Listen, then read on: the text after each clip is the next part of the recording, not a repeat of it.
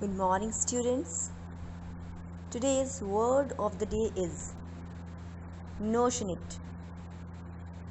Notionate. It is an adjective which means strong-willed or stubborn. For example, Rahul is as notionate as a child, and no one but my poor sister could ever manage him. Now let's warm up, students. What does the phrase "to have a narrow escape" mean? Yes, of course. A narrow escape means having a close call. Now, what do you mean by close call? A situation in which something bad or dangerous almost happens, but you manage to avoid it. This is a close call. So, now what do you mean by a narrow escape?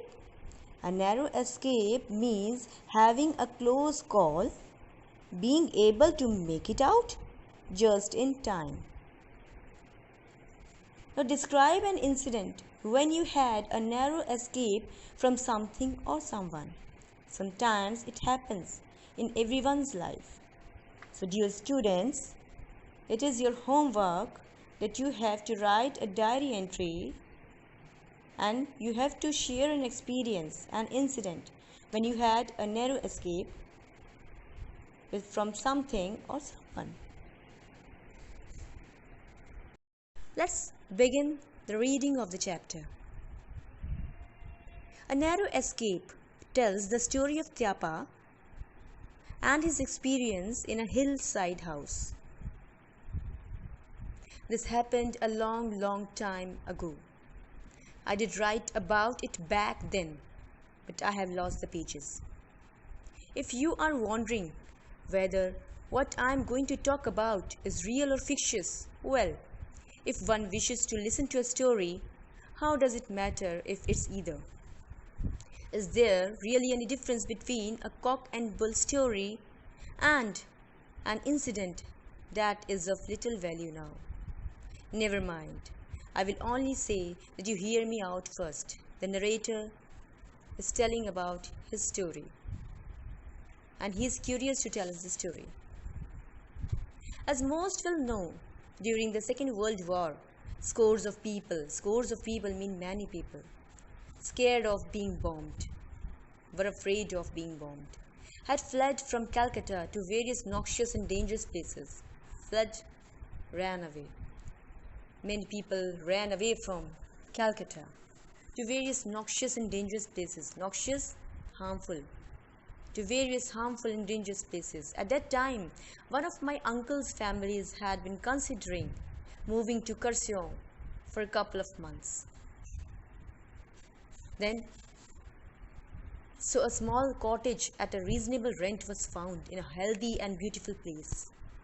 My eldest aunt, however, refused to relocate to a house that she had not seen before. Hence Tyapa, her dear grandson, was sent on a recce of the house. So dear students, the story is set at a time during the Second World War when many people fled Calcutta scared of it being bombed. So one of the narrator's uncle's family had decided to move to Kurseong in the Darjeeling district. A house was found, the rent decided, but an old aunt refused to move to a place she had not seen before. To solve that problem, her grandson Tyapa was set to find out more about the place.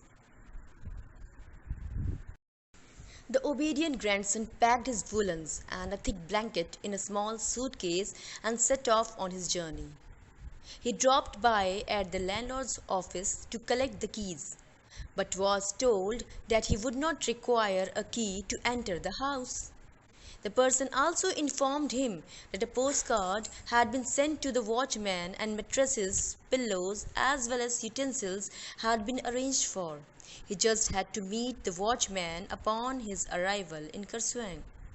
So he was very excited, and that's why he packed his woolens and a thick blanket with himself in a small suitcase. He began his journey, and he had to go Kursang. The train chugged in on time. Tyapa got off and lugging his suitcase on his shoulder, he took Bow Hill Road to his destination. The landscape was lovely with serpentine roads and corner shops selling rice, lentils, potatoes, salt, and essential stationery. He was watching everything with curiosity. Halfway down was a small lane to the right. Tyapa took a turn and there stood before him an elegant picturesque house, the only one in that area. Now he reached his destination. It had a red tin roof, green doors and windows, a red wooden gate. He pushed the gate and it creaked open. He walked inside and shouted out for the watchman, but there was no response because there was no watchman. A few minutes later he called out again. No one came. Tyapa was an impatient man. He went ahead, pushed open the glass door and went in because he was curious to see the place. He wanted to know more about the place. And also he was very happy to visit that place.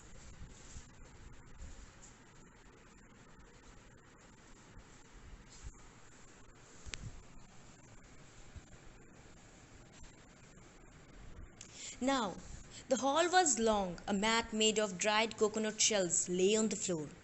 There were sofas, tables, and even a mirrored rack to hang hats and umbrellas. Tyapa played with the switches and the bedroom lit up. He turned the taps in the bathrooms and there was water. Everything in the house seemed to be working just fine, but there was no one, not even a watchman. The locale was perfect too. He was watching the neighboring hood. Tyapa concluded that they could live here for 6 or 7 months at great ease. Comfortably he could live there. He decided to return home the very next morning. Suddenly it started raining cats and dogs. It means that it started raining heavily. As is common in any hilly area, the sky, the mountains, and the valley were suddenly engulfed by a thick fog. One could not tell whether it was still day or night had swiftly fallen over the hills. It was at this time that someone started pounding on the door. Now, dear students, let's summarize the chapter A Narrow Escape, written by Leela Majumdar, a writer of children's stories in Bengali. Now, what we have read till now, let's understand. Here I is the narrator and he is the relative of Tyapa, who is telling about the experience of Tyapa. We have seen that the narrator's uncle's family decided to live in Kurseong in the Darjeeling district. The old aunt refused to move to a place and then Tyapa decided to wreck the place. Tyapa arrived at the picturesque town and found his way to the house. There was no watchman waiting, but the door was unlatched, so he pushed it open and walked in. The house was beautiful, well maintained, with functional furniture, running tap water, and wonderful views all around. Just then it started raining so heavily that it grew dark. Suddenly there was a knock on the door. So dear students, I hope you have understood what we have read till now.